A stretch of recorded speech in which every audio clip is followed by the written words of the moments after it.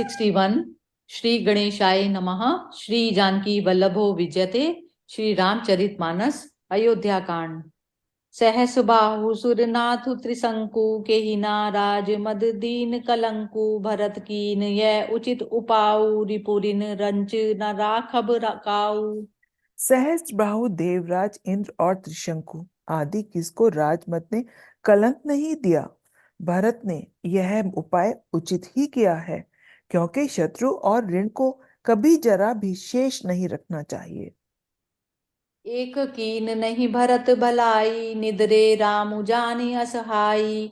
समुझि परहि सोई आजु विशेषी समर सरोष राम मुख पेखी। हाँ, भरत ने एक बात अच्छी नहीं की, जो राम जी को असहाय जानकर उनका निरादर किया।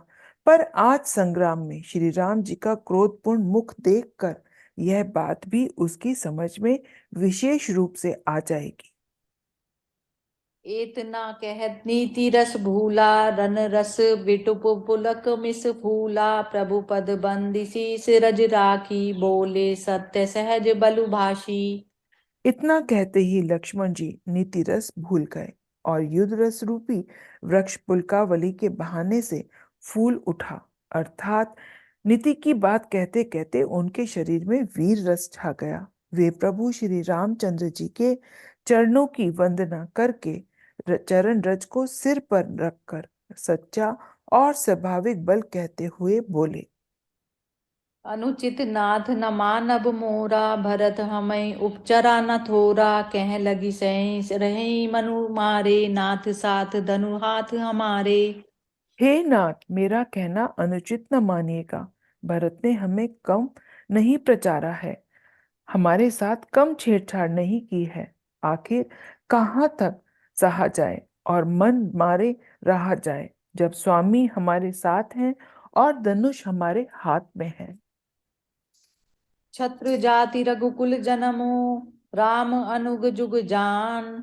लातहु मारे चढ़त सिर नीच को धूरी समान।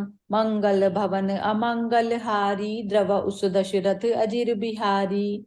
क्षत्रिय जाति रघुकुल में जन्म और फिर मैं श्री राम जी का अनुगामी सेवक हूँ, यह जगत जानता है। धूल के समान नीच कौन है, परंतु वह भी लात मारने पर सिर ही चढ़ती है। उठी कर जोरी रजाय सुमागा मनहु वीर रस सोबत जागा। बांधी जटा सिर कसी कटी भाता साजी सरासनु सायकु हाथा। यों कहकर लक्ष्मण जी ने उठकर हाथ जोड़कर आज्ञा मांगी, मानो वीर रस सोते से जाग उठा हो। सिर पर जटा बांधकर कमर में तरकस कस लिया और धनुष को सजकर तथा बाण को हाथ में लेकर कहा, आजु राम सेवक जसु लेऊ भरतई समर सिखावन देऊ। राम निरादर कर फल पाई सो बहु समर सेज दो भाई। आजू राम सेवक जसु ले, आज मैं श्री राम का सेवक सो होने का यश लूं और भरत को संग्राम में शिक्षा दूं। श्री रामचंद्र जी के निरादर का फल पाकर दोनों भाई रणशैया पर सोए। आई बना भल सकल समाजू प्रकट करऊं रिस पाछिल आजू। जिमि करी निकर दलई मृग राजू ले लपेटी लवा जिमि बाजू। अच्छा हुआ जो सारा समाज आकर एकत्र हो गया। आज मैं पिछला सब क्रोध प्रकट करूंगा। जैसे सिंह हाथियों के झुंड को कुचल डालता है और बाज जैसे लवे को लपेट में ले आता है, तैसे भरतई सेन समेता सानुज निदरि निपातऊ खेता। जो सहाय कर शंकरु आई तो मारऊ रन राम दोहाई। वैसे ही भरत को सेना समेत और छोटे भाई समेत तिरस्कार करके मैदान में पछाड़ूंगा। यदि शंकर जी भी आकर उनकी सहायता करें तो भी मुझे राम जी की सौगंध है, मैं उन्हें युद्ध में मार डालूंगा। अति सरोष माखे लखनु लखी सुनी सपथ प्रवान। सभै लोक सब लोकपति चाहत भवरी भगान। मंगल भवन अमंगल हारी द्रव उस दशरथ अजिर बिहारी। लक्ष्मण जी को अत्यंत क्रोध से तमतमाया हुआ देखकर और उनकी प्रामाणिक सौगंध सुनकर सब लोग भयभीत हो जाते हैं और लोकपाल घबराकर भागना चाहते हैं। जगु भग भय मगन गगन भई बानी लखन बाहुबल विपुल बखानी तात प्रताप प्रभाव तुम्हारा को कही सकई को जान निहारा। सारा जगत भय में डूब गया। तब लक्ष्मण जी के अपार बाहुबल की प्रशंसा करती हुई आकाशवाणी हुई, हे तात, तुम्हारे प्रताप और प्रभाव को कौन कह सकता है और कौन जान सकता है। अनुचित उचित काजु कछु हो समुझ करई भल कहे सब को सहसा करी पाछे पछिताई कहीं वेद बुध ते बुध नाही। परंतु कोई भी काम हो उसे अनुचित उचित खूब सब समझ बूझ कर किया जाए तो सब कोई अच्छा कहते हैं। वेद और विद्वान कहते हैं कि जो बिना विचारे जल्दी में किसी काम को करके पीछे पछताते हैं वे बुद्धिमान नहीं हैं। सुनि सुर बचन लखन सकुचाने राम सिय सादर सन्माने कही तात तुम नीति सुहाई सबते कठिन राज मधु भाई। देववाणी सुनकर लक्ष्मण जी सकुचा गए। श्री रामचंद्र जी और सीता जी ने उनका आदर के साथ सम्मान किया। हे तात, तुमने बड़ी सुंदर नीति कही। हे भाई, राज्य का मद सबसे कठिन मद है। जो अंचवत नृप मातहि तेई नाहिन साधु सभा जेहि तेई सुनहु लखन बल भरत सहीसा विधि प्रपंच मह सुना नदीसा। जिन्होंने साधु की सभा का सेवन नहीं किया वे ही राजा राम राजमद रूपी मदिरा का आचमन करते ही मतवाले हो जाते हैं।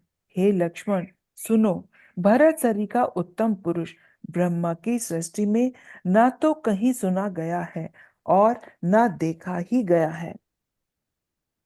भरतहि होई न राज मधु विधि हरिहर पद पाई कबहु की काजी सी करनी क्षीर सिंधु बिन साई मंगल भवन अमंगल हारी द्रव उस दशरथ अजिर बिहारी।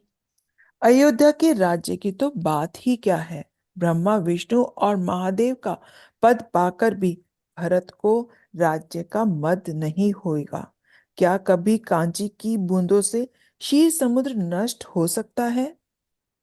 तिमरु तरन तरनी ही मकु गिलई गगनु मगन मकु में गही मिलई गोपत जल बूढ़ई घट जोनी सहज खाड़ई छोनी। अंधकार चाहे तरुण सूर्य को निगल जाए, आकाश चाहे बादलों में समाकर मिल जाए, गौ के खुर इतने जल में अगस्त्य जी की डूब जाए और पृथ्वी चाहे अपनी स्वाभाविक क्षमा को छोड़ दे। मसक फूक मकुमेरु उड़ाई होई नृप मृदु भरतई भाई लखन तुम्हार सपत पितु आना सुचि सुबंधु नहीं भरत समाना।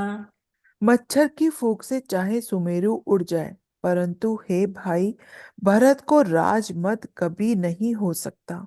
हे लक्ष्मण, मैं तुम्हारी शपथ और पिताजी की सौगंध खाकर कहता हूँ, भरत के समान पवित्र और उत्तम भाई संसार में नहीं है।